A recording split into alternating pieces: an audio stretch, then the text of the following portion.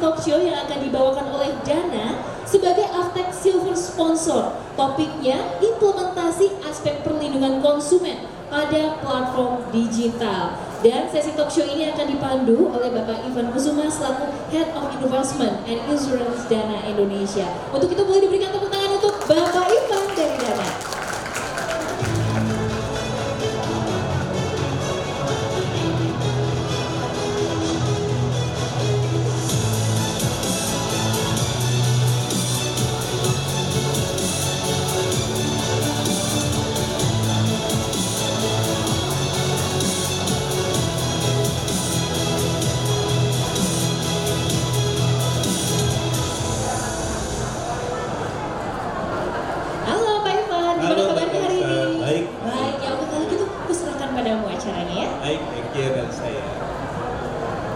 Baik, selamat sore semuanya. Assalamualaikum warahmatullahi wabarakatuh. Salam sejahtera bagi kita semua.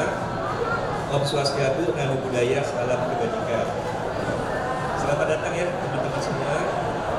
Dan perkenalkan tadi ya, saya Ivan Kusuma, saya selaku Kantor Investment Insurance Dana. Pada kesempatan ini saya menjadi moderator buat teman-teman semua untuk acara talkshow kita di hari ini dengan topik implementasi aspek perlindungan konsumen pada platform digital. Sebagai pembuka ya teman-teman ya, kita tahu nih bahwa besarnya perkembangan digital di Indonesia itu tentunya memberikan banyak banget manfaat. Kita semua diberikan kemudahan ya teman-teman. Semua di sini pasti pakai handphone ya, mungkin ada satu dua kan ya. Nggak ada yang nggak ada pegang handphone zaman sekarang.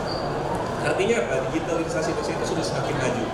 Tapi itu juga perlu aware bahwa di antara semua keuntungan yang ada, itu juga ada tantangan dan challenge. Dan salah challenge yang kita bahas pada hari ini adalah mengenai perlindungan konsumen dalam platform digital. Nah, sebagai pembuka teman-teman, Otoritas Jasa Keuangan itu setiap 3 tahun melakukan survei yang namanya Survei Nasional Literasi dan Inklusi Keuangan atau SNLIK. Dan pada survei terakhir di tahun 2022 sudah menunjukkan perkembangan positif. Indonesia itu tingkat literasinya sebesar 49,68%. Nah, kita lihat 3 tahun yang lalu sekitar 32%. Jadi dari tahun ke tahun selalu ada improvement. Nah, tapi dengan angka segitu, apakah kita bisa lebih tinggi lagi? Jawabannya pasti bisa.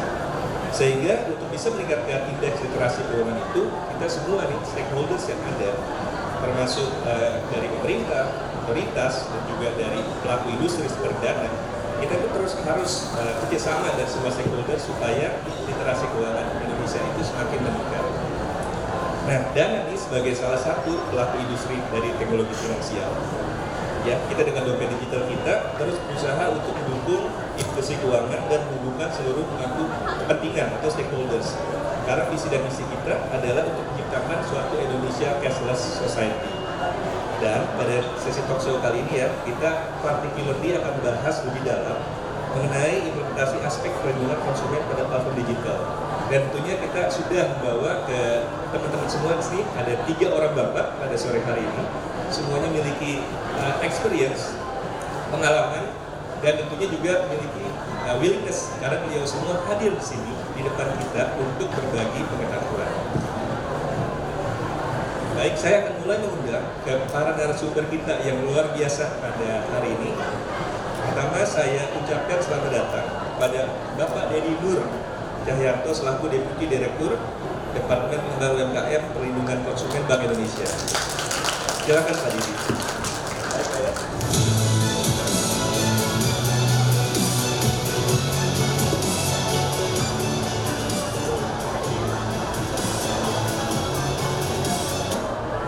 Oke, baik, saya akan memanggil speaker atau narasumber kedua kita, yaitu Bapak Agus Indramawar selaku Saniman Muda, Direktorat Keamanan Cyber dan Sandi, Keuangan, Perdagangan dan Pariwisata dari Badan Cyber dan Sandi Negara.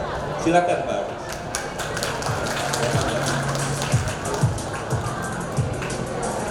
Dan tentunya kita juga ada pembicara, kolega saya sendiri dari Dana Indonesia, yaitu Mas Fat Ade Surya selaku VP Financial Services Risk Management Dana Indonesia. Welcome.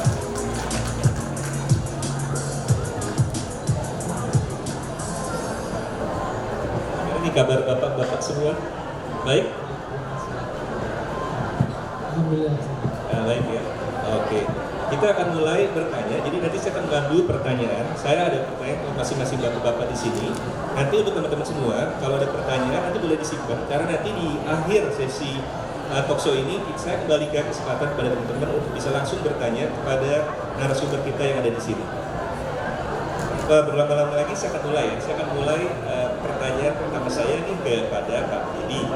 Pak Deddy, dalam konteks perlindungan konsumen pada platform digital, Bapak melihat upaya dari Bank Indonesia untuk melindungi hak-hak konsumen sejauh ini seperti apa, Pak? Dan kemudian, ya, sejauh mana sih literasi keuangan itu berkontribusi dalam memperkuat perlindungan konsumen ini, Pak? Silakan, Pak. Oke, terima kasih. Jadi saya tanggalkan semua tulisan staff saya. Terlalu formal banget. Oke, terima kasih. Tadi ada informasi menyangkut indeks literasi keuangan. Tapi kita juga harus sadar bahwa ada indeks inklusi keuangan.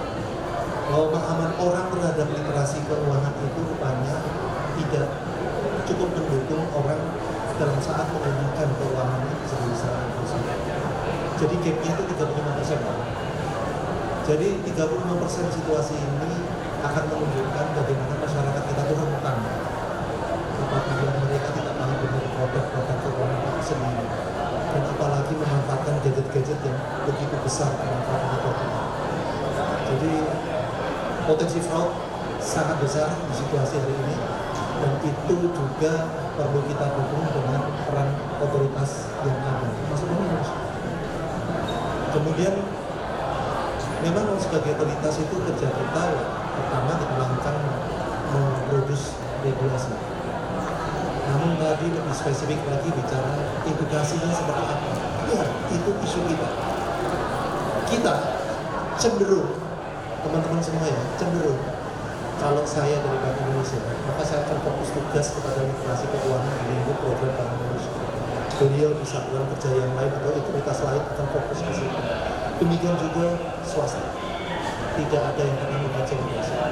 Jadi selama ini effort edukasi kepada masyarakat tidak ada hubungannya dengan hasil survei untuk melihat kapasitas kepercayaan orang terhadap keuangan itu. Gak ada hubungannya, karena orang yang dididik itu akan selalu di lokasi dan lokus yang sama, sering heterogen, bahasanya ngalor ngidul, tidak fokus, sehingga teman-teman yang keluar dari sini tidak membawa apa-apa pun, karena rumit bahasanya dan substansinya terlalu.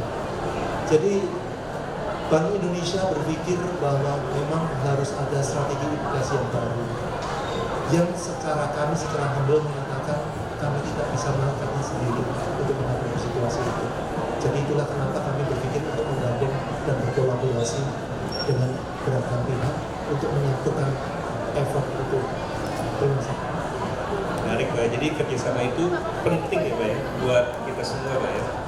Nah, Pak, menyambung lagi nih, tadi kan Pak Deddy sempat mention, Pak, ya, dari Pak Deddy sebagai bagian dari Bank Indonesia berarti kan mengeluarkan peraturan kan, Pak, ya, mengeluarkan regulasi, Pak.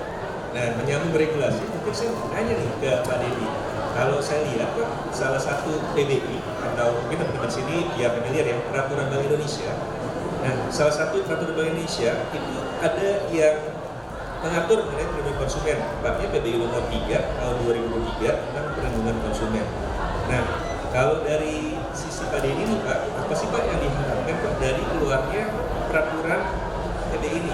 Implementasinya itu diharapkan membantu masyarakat kita menuju kemana sih, Pak? Sekarang kalau saya tadi baca, Pak, ya, PBI-nya itu sekitar 30 halaman sih. Mungkin semua orang juga familiar dan mau lihat gitu, Pak, ya, 30 halaman ya. Dan itu kalau saya lihat dikeluarkan di Juni 2023, jadi baru banget, Pak, ya. Ya, silakan. Menusuk langsung Gitu lah, ya. Tapi begini loh, regulasi yang dikeluarkan Bank Indonesia itu pasti memegang satu prinsip, menjaga keseimbangan antara penyelenggara dengan konsumen. Karena bagaimanapun juga fokus PBI ini kepengen fokus hadirnya hak-hak dan kewajiban yang pengen tetap kita dorong supaya itu bisa melindungi konsumen. Hak-hak kewajiban ini bukan hanya kewajiban bagi penyelenggara loh, tapi juga bagi konsumen itu sendiri. Setiap regulasi yang kita tuangkan, selain hak-hak dan kewajiban yang ini kita terapkan di aturan main yang baru adalah enforcement. Jadi bahwasanya mengedukasi masyarakat untuk mendapatkan layanan yang bagus dan lain-lain itu juga kewajiban penyelenggara yang akan kita monitor dan kita supervise. Pengawasan untuk menghadirkan market conduct yang baik itu harus tetap dijalankan. Karena masyarakat itu mengadu ke siapa lagi kalau infrastrukturnya tidak tersedia dan aspek kepastian hukumnya tidak ada.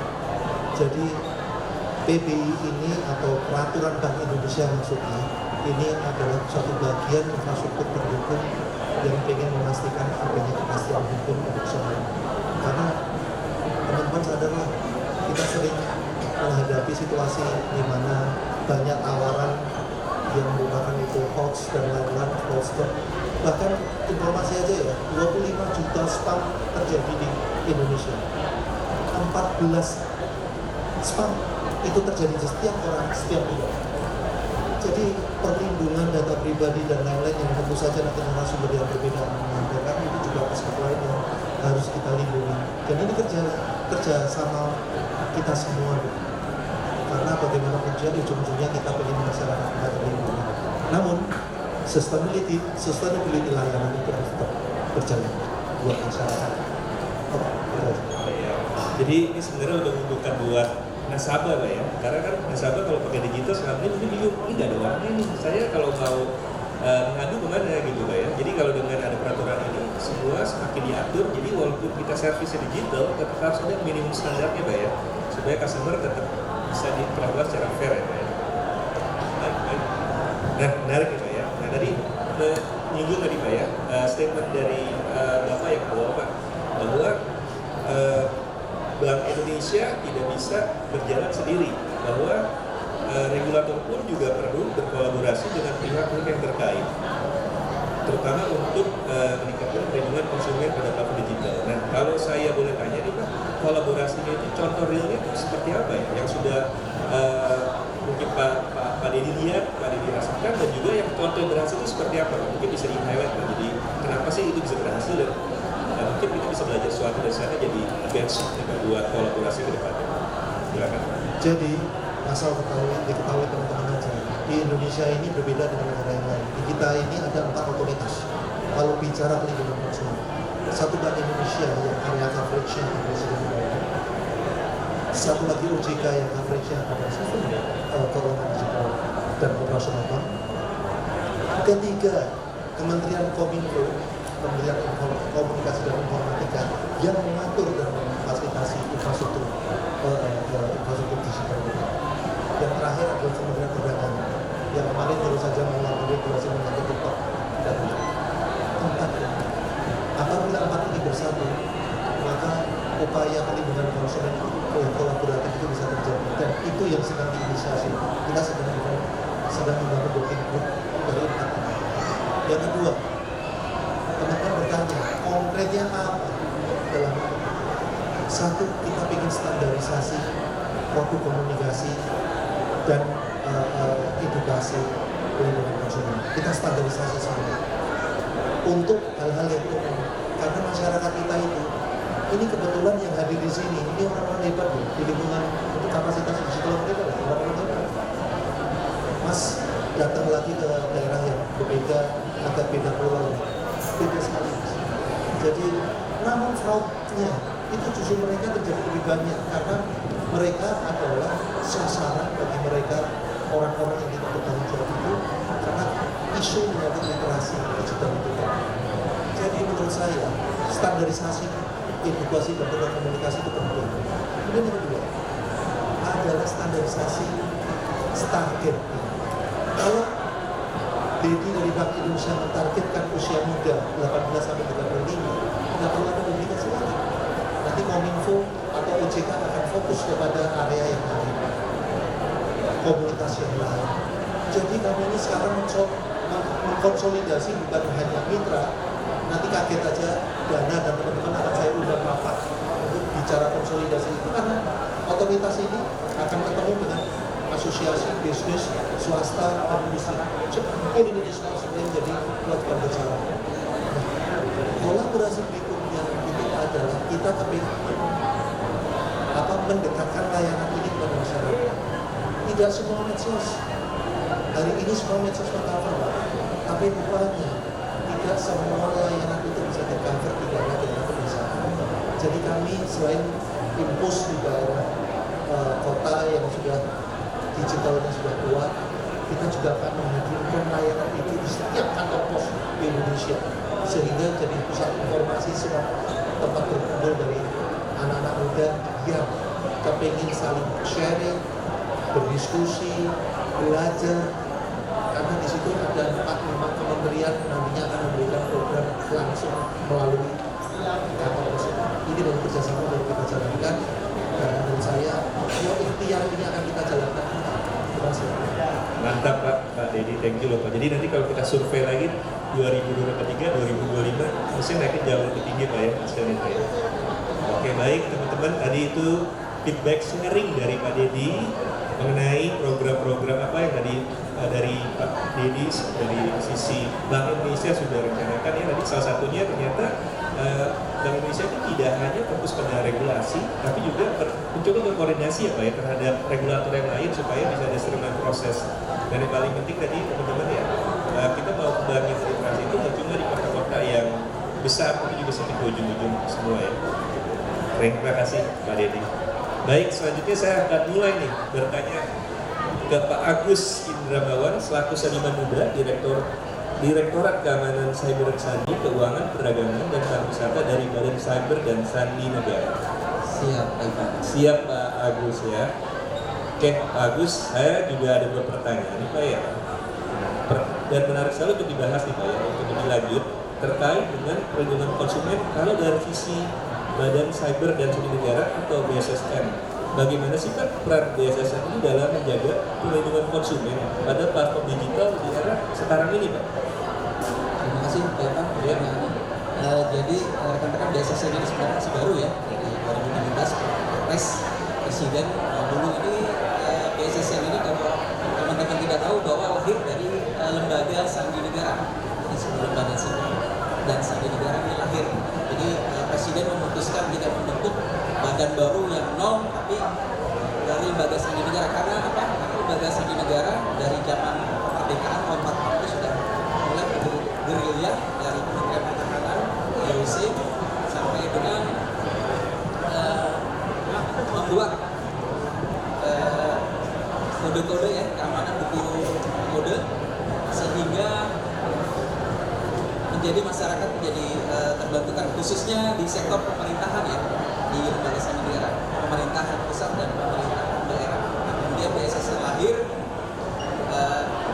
kita membuat regulasi ya, antara lain ada Perpres baru ini, Perpres 82 tahun 2022 yang namanya Perpres Perlindungan Infrastruktur Informasi Vital.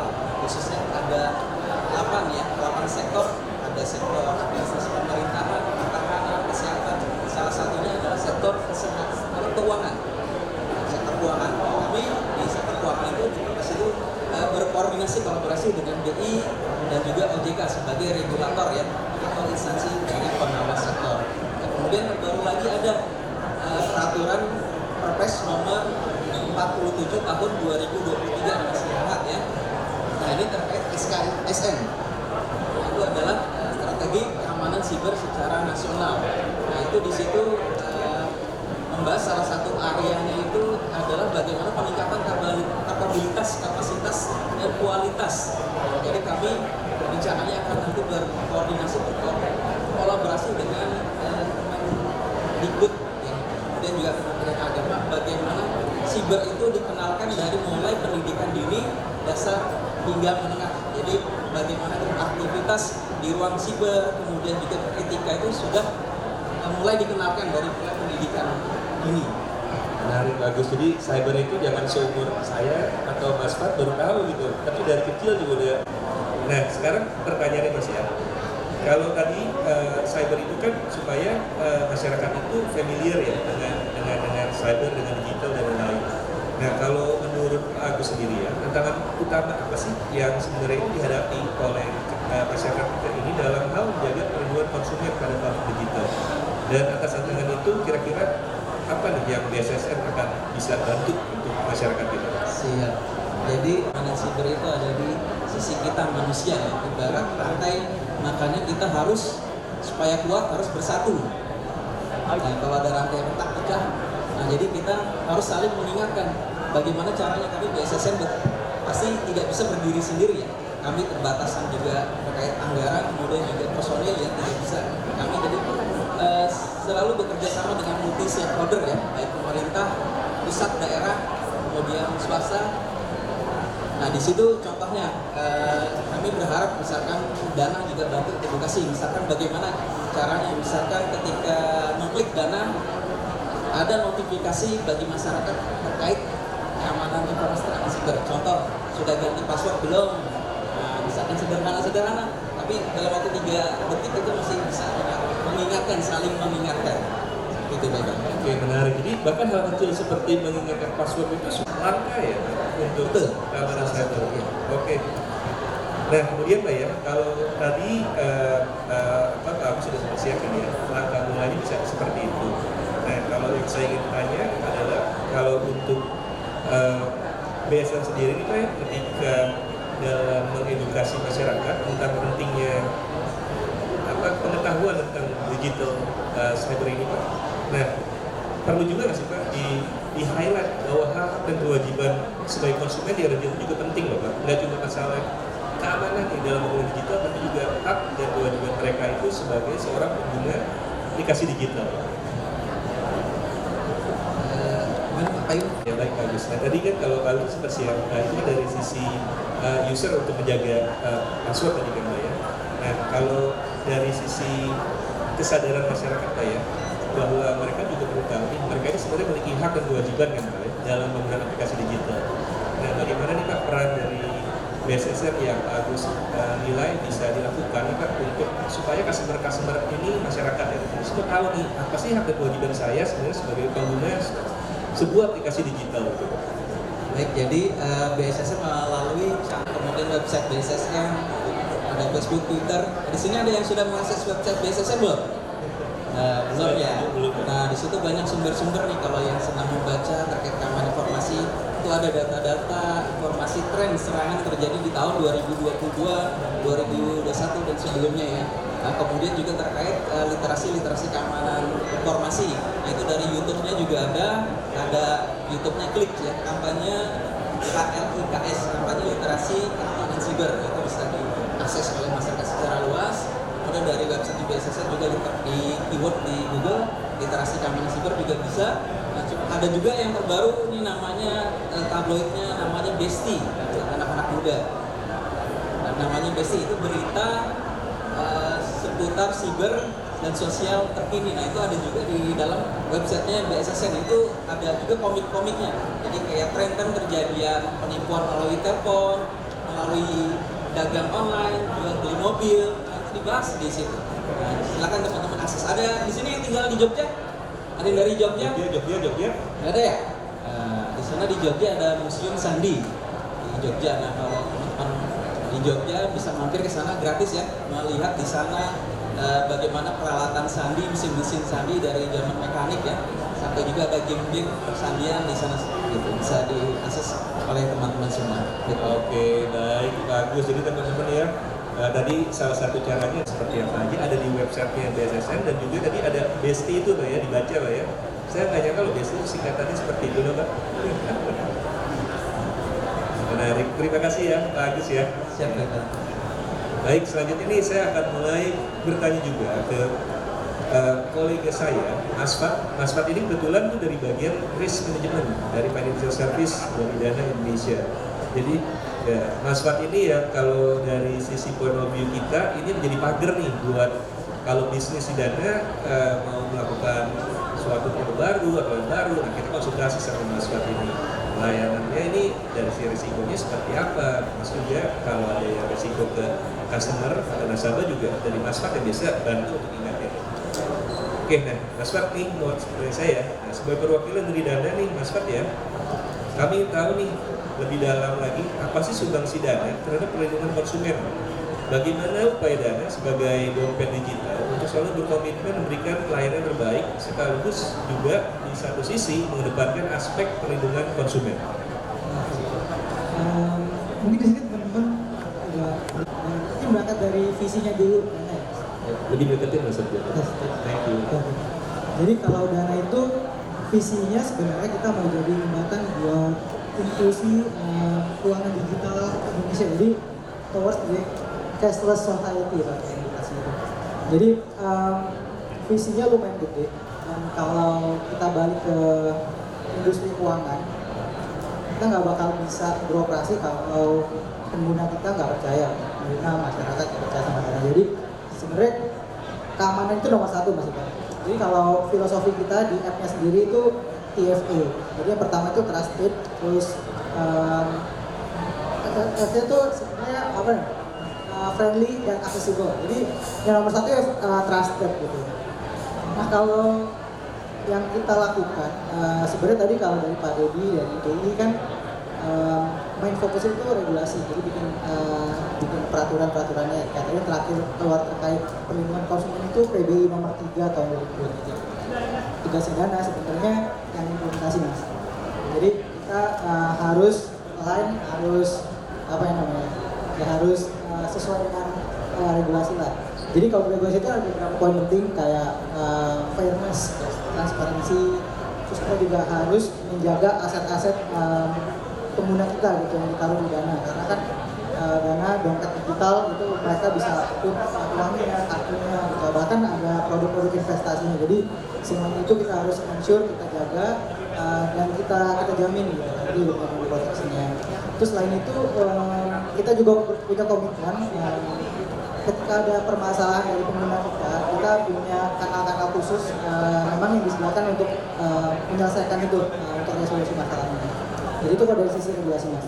Terus nomor 2 dari sisi produk yang kita deliver itu kita jamin semua keamanan. Jadi kalau di circle manajemen risiko ini pertama ada risk assessment, risk identification, terus kita kontrol, kita monitor. Jadi semua proses yang kita deliver itu kita pastikan udah kita risk assess dulu.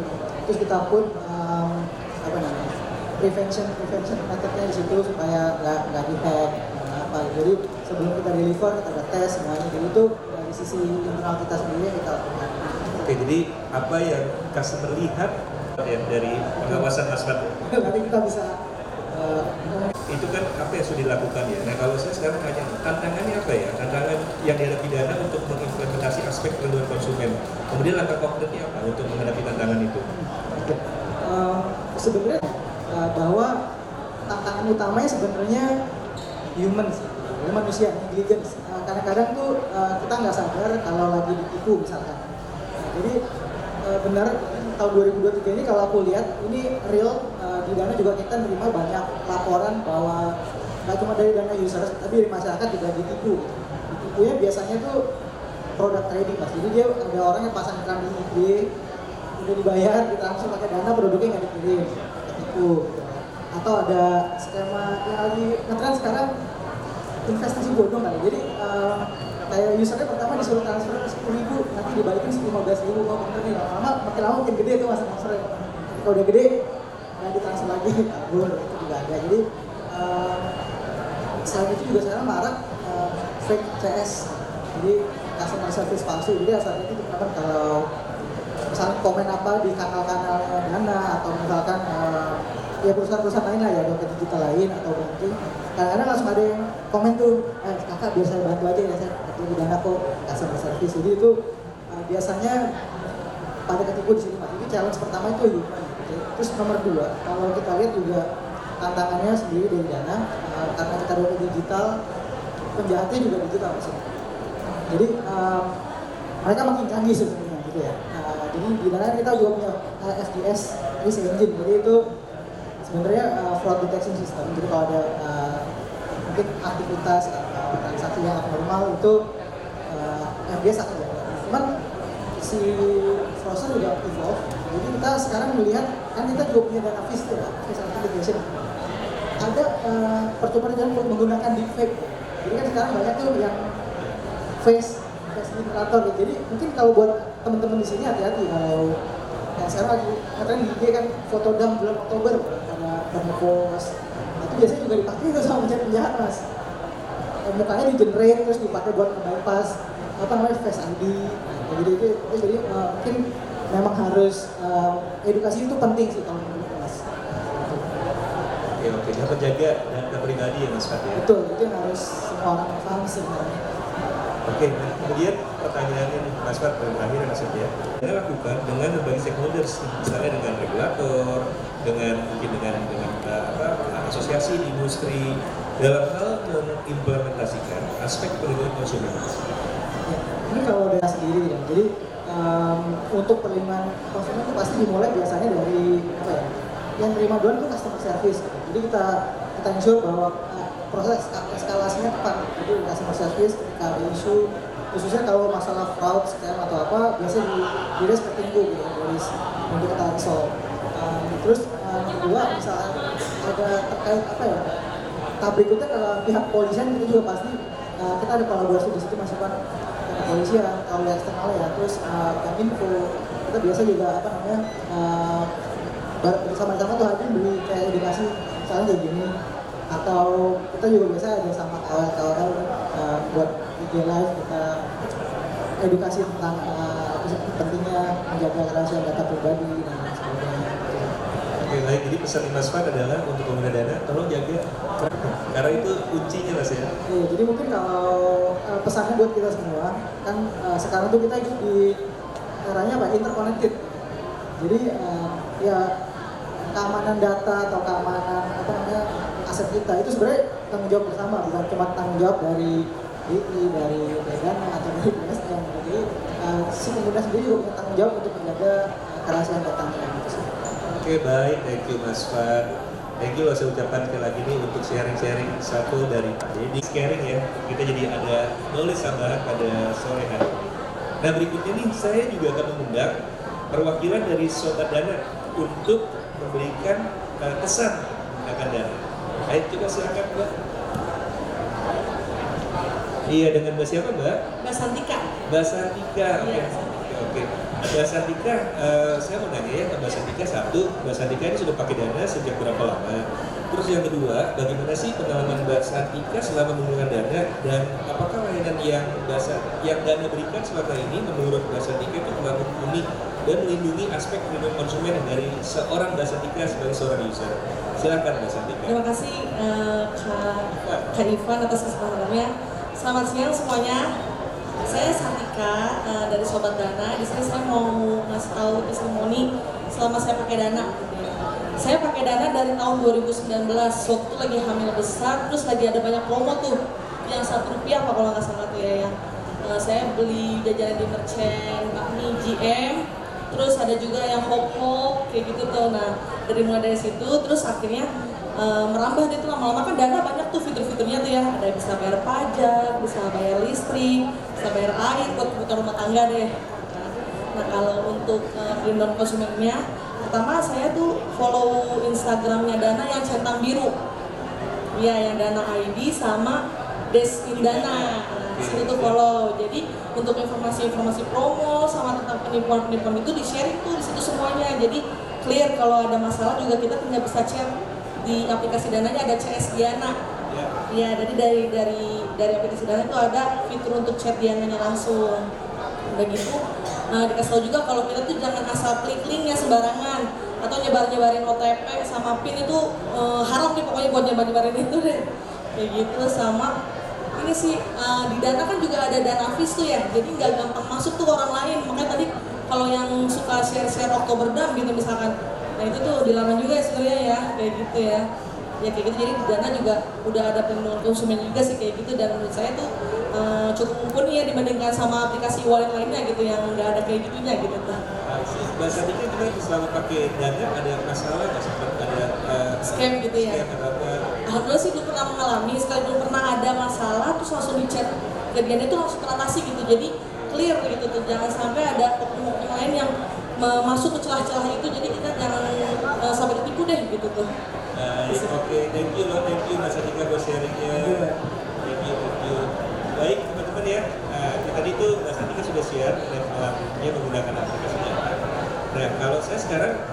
membuka kesempatan nih kepada teman-teman semua untuk bisa berkolaborasi juga nih dalam talk show ini juga untuk bertanya, karena kita lihat nih ada master-master di sini ya, ada Pak Dedi, Pak Agus, ada Mas Wan juga.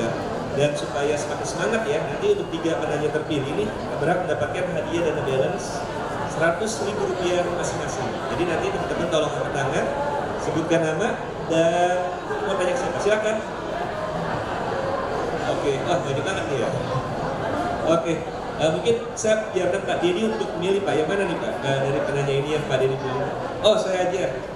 Baik, yang depan Mas ya, yang berpakaian batik, silakan Mas. Dari sebut nama, pertanyaannya ke siapa? Silakan.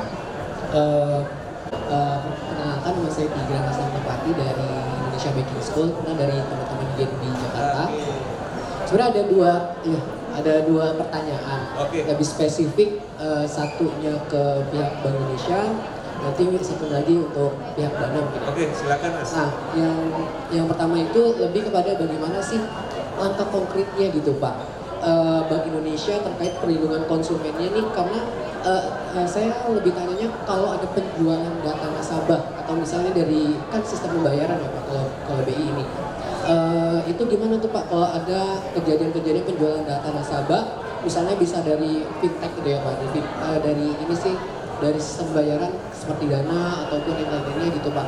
Nah itu apakah nantinya ada sanksi tersendiri yang dari BI kepada pihak tersebut kalau misalnya terjadi penjualan data gitu. Nah lalu yang kedua mungkin dari aku tanya ke Mas Fat ya. Aku mau tanya nih Pak, kebetulan aku pengguna dari Ajaib untuk investasi biasanya di saham atau sekarang ada kripto. Nah sedangkan yang aku tanya sih lebih pada kripto ini kan belum terlalu familiar dan belum terlalu disahkan juga nih kalau di Indonesia ya, karena BI sedang meng-create CBDC.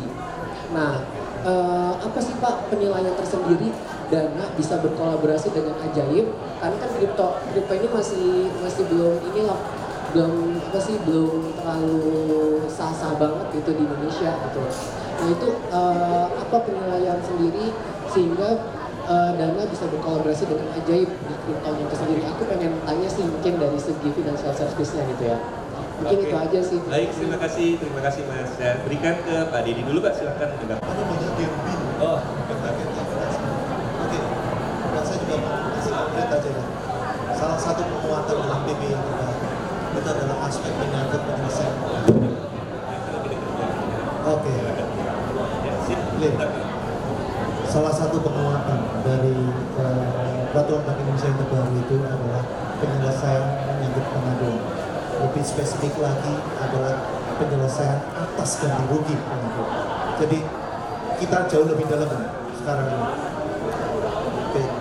Atas kegiatan itu maka kita bangun infrastruktur baru, namanya LAPS, Lembaga Alternatif Penyelesaian Sengketa. Kita bangun itu. Itu kan harus didukung dengan edukasi, sehingga siapapun yang merasa terugikan oleh suatu kondisi transaksi seperti itu bisa tempat mengadunya jelas. Itu satu. Yang kedua, ini supaya saya lihat itu ya frame-nya lebih gede. Apabila yang bersangkutan atas kasus itu teridentifikasi ternyata ada aspek kesalahan teknis yang dilakukan oleh penyelenggara, maka kita akan kejar utusan penyelenggara untuk melakukan ganti. Jadi kita pisah itu. Namun kalau itu kesalahan dari konsumennya ya kan nggak bisa. Begitu. Kemudian ketiga, kalau dalam hal sang penyelenggara tadi disebut, sang penyelenggara terbukti telah melakukan jual beli data pribadi, itu bukan hanya yang musuh Bank Indonesia, musuh sebelah kiri saya juga begitu. Dan lembaga-lembaga tadi yang disebutkan dia bekerja sama di mana itu, jadi serain aja ke kami atau ke sebelah itu kena semua itu. Jadi itu musuh bersama, bukan hanya musuh Bank Indonesia. Oke, hasil itu buktinya melalui proses dengan kan lembaga pengaduan atau proses pengaduan itu kan selalu disertai bukti kan, dokumen sahnya. Silakan, itu musuh bersama, bukan musuh Bank Indonesia. Itu yang ketiga. Kemudian yang keempat, Bank Indonesia dalam menyelesaikan case-case itu selalu memilah dan memilih mana yang kewenangan BI, mana yang kewenangan bukan Bank Indonesia. Kesalahan utama yang tentu saja itu koreksi bagi kami untuk mengedukasi masyarakat adalah masyarakat belum bisa membedakan bahwa pinjaman online itu rupanya dari otoritas jasa keuangan. Ini kan kartu kredit itu baru di Bank Indonesia, kartu debit itu seperti itu. Hal-hal seperti itu adalah tantangan bagi kami untuk bisa menjelaskan ke masyarakat. Jadi musuh kita sama kalau ngomong begitu, dan musuh semua pihak ya Mas ya. Oke, clear ya. Thank you Mbak Devi. Oke Mas Fat, silakan Mas kalau mau ditanya.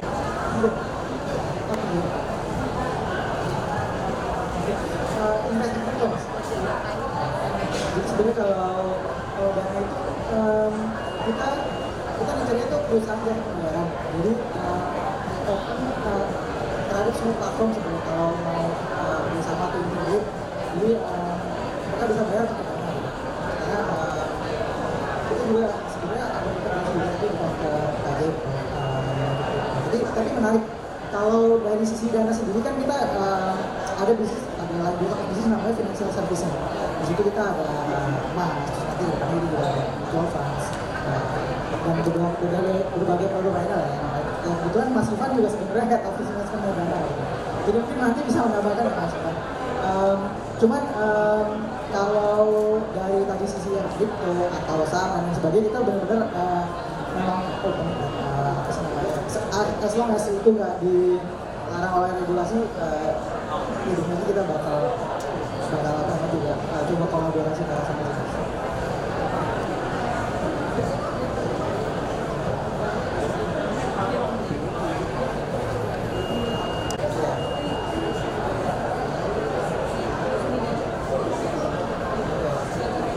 Ini menarik mas. Benar. Jadi kalau di dana sendiri mas, kita ada satu fungsi dari dana departemen itu khusus buat anti money laundering. Jadi kalau di dana itu kan bisa sebenarnya ada dua ya, register dan unregistered. Ini yang KYC. Jadi ketika KYC sebenarnya itu nggak cuma kita cek muka, cek KTP, cek ke dukcapil, tapi di belakang kita juga cek ada namanya cek withdrawal check gitu buat AML. Jadi untuk orang-orang yang high risk, yang ketek ini akan ada special monitoringnya lah, dan kalau memang dia ada transaksi-transaksi yang abnormal akan ada jalur laporan kepada ATK gitu. Selain itu sebenarnya kalau dari sisi transaksi monitoringnya sendiri juga kita itu lakukan, jadi kita ada FDS. Nah di sini juga dia akan di sini ngecek semua aktivitas user, transaksi user mas. Jadi kalau transaksi abnormal, misalkan transaksinya jauh di atas rata-rata transaksi user lainnya, itu akan trigger alarm untuk kita cek. Jadi sebenarnya kalau dari sisi AML juga, jadi kita nggak mau dijadiin tempat untuk money laundering atau apa, karena memang kalau lihat kan gampang gitu bikin dompet digital dibanding sama buka rekening bank jauh berbeda. Itu butuh handphone sebenarnya. Cuma di balik kemudian itu kita juga tetap prudent. Oke, baik, nanti Mas kita bisa lanjutkan lagi Mas. Oke. Finansial dan pribadi pengguna dari setiap fintech yang diawasinya itu sudah tersimpan dengan aman. Apakah mungkin ada audit keamanan data secara berkala yang dilakukan oleh pihak independen atau seperti apa? Terima kasih. Terima kasih Mbak. Jaminan menyangkut keamanan data pribadi dalam konteks sistem keuangan kita, sistem pembayaran adalah jaminan lahirnya Bank Indonesia. Karena kita bicara trust. Jangan sampai masyarakat itu mempertanyakan kepercayaan terhadap sistem keuangan, dan itu risiko stabilitas sistem keuangan kita. Jadi pertanyaan Anda, Bank Indonesia sangat serius untuk menyambut data hasil. Dan infrastruktur kita itu bukan infrastruktur kita bisa didetek dari sirkulasi lalu lintas transaksi saja. Kita sedang membangun juga akan menanamkan namanya FDS, Fraud Detection System. Jadi bukan hanya melihat kebocoran data, tapi transaksi itu akan mengarah dan bermuara uangnya ke situ. Ini saya kalau ditanya begini merinding ya, karena this is very serious. pertanyaan yang very serius karena ini bicara trust. Itu yang kedua. Kemudian yang ketiga, apakah ada mekanisme pengawasan yang dilakukan oleh Bank Indonesia? Iya. Dan ketahuilah, mekanisme pengawasan itu nggak harus site kayak model lama. Nowadays teknologi digital itu kita bisa provide beragam mekanisme untuk melihat itu. Dan mekanisme kalau saya audit suatu lembaga tertentu, tidak harus saya melihat data di lembaga yang bersangkutan. Dengan lembaga-lembaga lain yang interaksi dan bisnis nantinya bisa terlihat mekanismenya banyak. Dan apakah itu dilakukan secara independen oleh Bank Indonesia? Yes, kita lakukan itu. Karena hal-hal seperti ini adalah otonomi dari otoritas.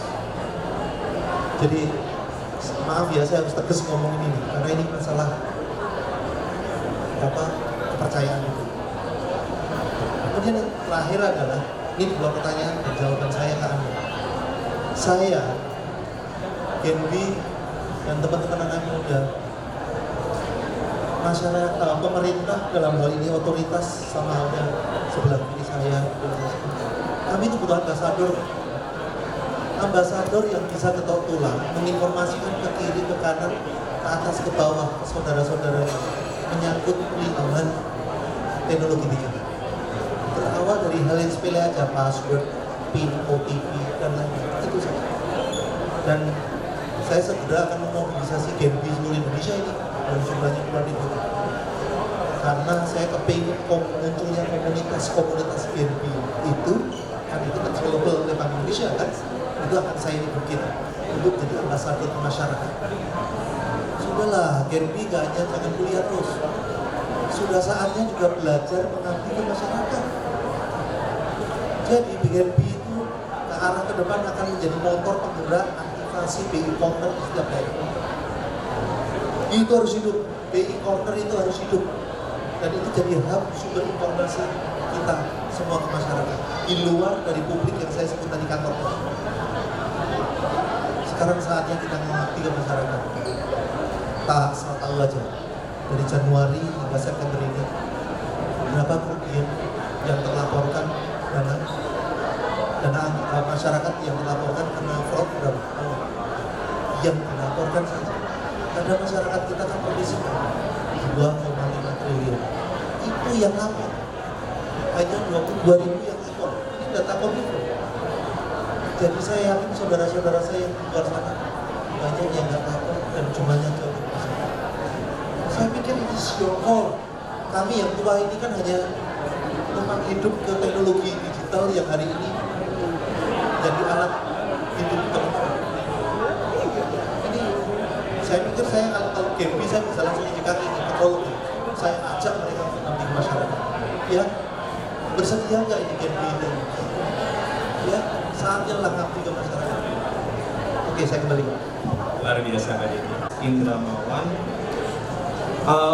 Sebelumnya ini jujur aja nih, saya baru tahu tentang badan BSSN ini, Badan Cyber dan Sandi Negara.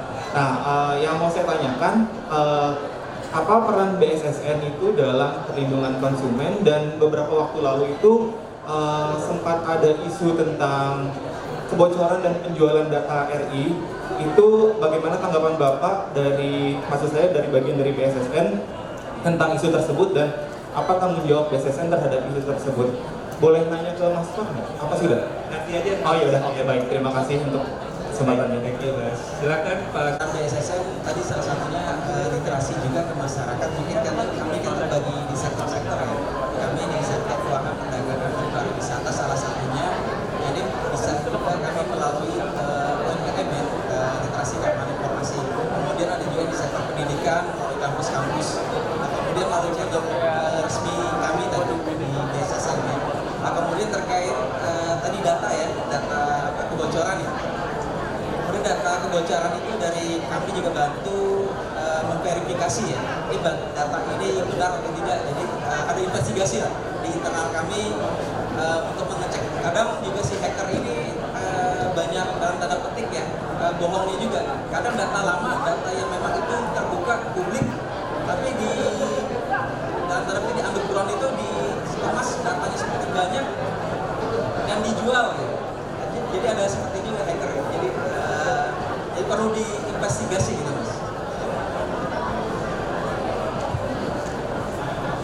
Oke, baik Pak Agus, terima kasih buat tanggapan saya. Dan juga sebagai informasi ya teman-teman, di Budana kita juga ada offer, ada di Siaga, ada insurance. Nah, kalau mau ada kebutuhan asuransi juga bisa di sana, dan ada hadiah door prize mas 5 juta nanti di sana. Jadi feel free ya nanti buat bisa kita di sana. Alright, thank you semuanya teman-teman. Baik, sebelum kita selesai nih kita juga ada pemberian plakat ya dari Mas Fat untuk narasumber kita ya. Saya persilahkan ya untuk Mas Fat memberikan plakat kenang-kenangan ini buat narasumber yang sangat intuitif dan mau sharing knowledge kita semua. Ya, silakan Mas diabadikan. Oke, sudah dari teman-teman. Oke, baik. Terima kasih Pak Agus. Berikutnya,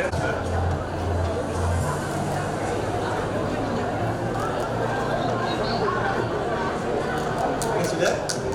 Oke, baik semuanya. Terima kasih ya untuk waktu dan investasi waktu buat teman-teman semua sampai kita semua sampai ke detik terakhir.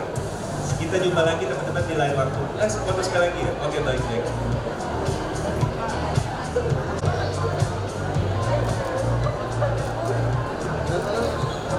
Oke, baik, thank you teman-teman ya. Kalau ada mau pertanyaan silahkan, saya dan Mas Fat masih akan standby di Budana. Kita siap melayani teman-teman. Terima kasih semuanya, selamat sore. Boleh dikasih tepuk tangan sekali lagi yang meriah